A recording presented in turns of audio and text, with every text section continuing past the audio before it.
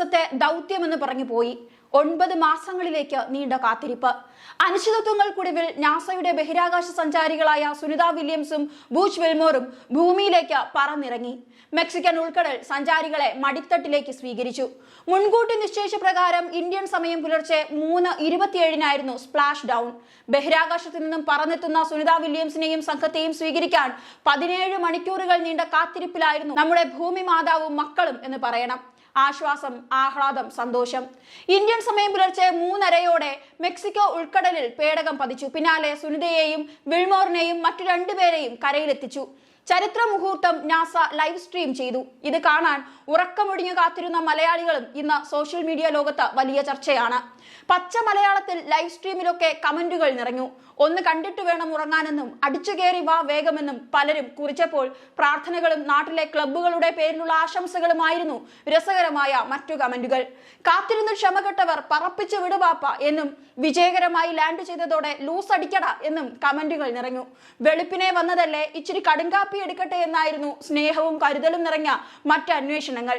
Sunitha Williams മടങ്ങി വരുന്നത് കാണാൻ കാത്തിരുന്നപ്പോഴും പിണറായി രാജിവെക്കണമെന്ന് ആവശ്യമുയർത്തിയവരും രസകരമായ കമന്റുകൾ കുറിച്ചത് വളരെ ആകർഷിച്ചു. സുനിത വില്യംസ് തിരിച്ചെത്തി, ഇനി എല്ലാവരും പോയി ഉറങ്ങുവെന്നും അഭിനന്ദനങ്ങൾ നൽകി ചിലർ കുറിച്ചു.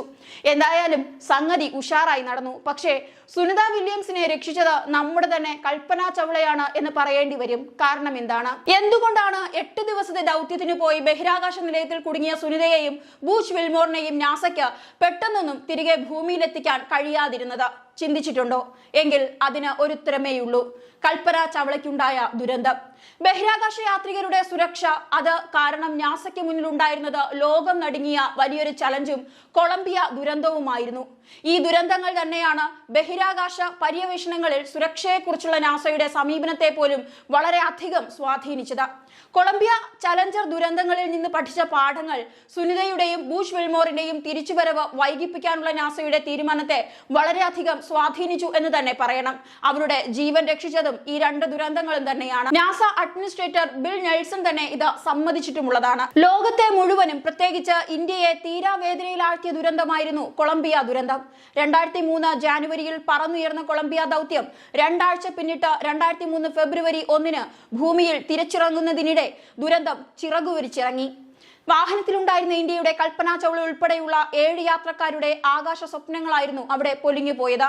പേടകത്തിന്റെ ഇടതു ചിറകിന്റെ താപ കവചത്തിന് സംഭവിച്ച കേടുപാടാണ് അപകടത്തിന് കാരണമായതെന്നുള്ളതായിരുന്നു കണ്ടെത്തൽ. ഭൗമ അന്തരീക്ഷത്തിലേക്കുള്ള തിരിച്ചിറക്കലിൽ ഉയർന്ന താപനിലയിൽ ചിറകിന് തീപിടിച്ച് കത്തി തുടങ്ങി.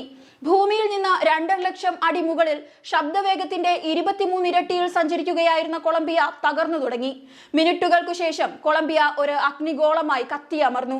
ബഹിരാകാശ യാത്രകൾ നേട്ടങ്ങളായി മാത്രമല്ല കലാശിക്കുകയെന്നും നൊടിയിടയിൽ ദുരന്ത പര്യവസായിയായി മാറിയേക്കാമെന്നുമുള്ള യാഥാർത്ഥ്യം വെളിപ്പെടുത്തിയ ദുരന്തമായിരുന്നു ലാൻഡിങ്ങിന് വെറും 16 മിനിറ്റിന് മുൻപ് മാത്രം സംഭവിച്ച കൊളംബിയ ദുരന്തം. കൊളംബിയ ദുരന്തത്തിന് മുൻപ് 1986 7 ബഹിരാകാശ യാത്രികരുടെ ജീവൻ അപഹരിച്ച ഒരു ദുരന്തമായിരുന്നു ചലഞ്ചർ ദുരന്തം. ഇതിനുശേഷം നാസയ്ക്ക് നേരിടേണ്ടി വന്നത് വലിയ വിമർശനങ്ങളായിരുന്നു.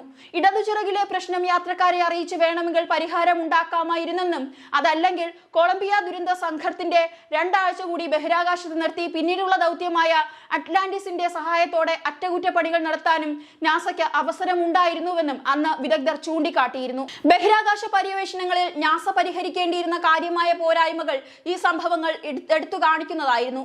പിന്നീട് ഈ 2 ചലഞ്ചർ കൊളംബിയ ദുരന്തങ്ങളിൽ നിന്ന് നാസ പഠിച്ച ആദ്യത്തെ പാഠമാണ് സേഫ്റ്റി ഫസ്റ്റ്.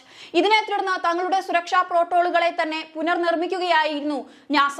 ഇതിലെ ഏറ്റവും വലിയ മേന്മ പ്രശ്നങ്ങൾ ചെറുതോ വലുതോ ആകട്ടെ ഇവയെക്കുറിച്ച് യാത്രികരുമായി സജീവ ആശയവിനിമയം നടത്തുക എന്നതായിരുന്നു. സുനിത വില്യംസിന്റെ തിരിച്ചുവരവിലും നാസയുടെ കൃത്യമായ ആശയവിനിമയം പ്രകടമായിരുന്നു. ഒടുവിൽ സ്റ്റാർലൈനറിന് പകരം സ്പേസ് എക്സ് ക്രൂ ഡ്രാഗൺ ഉപയോഗിക്കാനുള്ള തീരുമാനം കൈക്കൊള്ളാൻ നാസയ്ക്ക് രണ്ടാമതൊന്ന് ആലോചിക്കേണ്ടിയും വന്നില്ല. തിരിച്ചെത്തിക്കാൻ ഉദ്ദേശിച്ചിരുന്ന ബോയിങ് സ്റ്റാർലൈൻ ബഹിരാകാശ പേടകത്തെക്കുറിച്ചുള്ള സുരക്ഷാ ആശങ്കകളെ തുടർന്നാണ് ദൗത്യം ഇത്രയും നാൾ ഏകദേശം 9 മാസത്തോളം നീണ്ടുപോയത്. എന്നാൽ അതിന് നാസയുടെ അതൊരു ദൗർബല്യമല്ലായിരുന്നു എന്നതാണ് ഈ വിജയകരമായ ഈ ഒരു ലാൻഡിങ്ങിന്റെ ഏറ്റവും വലിയൊരു വിജയം വെളിവാക്കുന്നത്. ഒപ്പം സുരക്ഷയോടുള്ള നാസയുടെ വലിയൊരു പ്രതിബദ്ധത. എന്തായാലും സുനിത വില്യംസും ബൂച്ച് വിൽമോറും ഭൂമിയിലേക്ക് എത്തിയത് ആയിരങ്ങളുടെ പ്രാർത്ഥനയുടെ കൂടെ ഫലമായിരുന്നു. സുനിത വില്യംസ് ഉടൻ തന്നെ ഇന്ത്യയെ സന്ദർശിക്കും എന്ന റിപ്പോർട്ടുകളും വരുന്നുണ്ട്.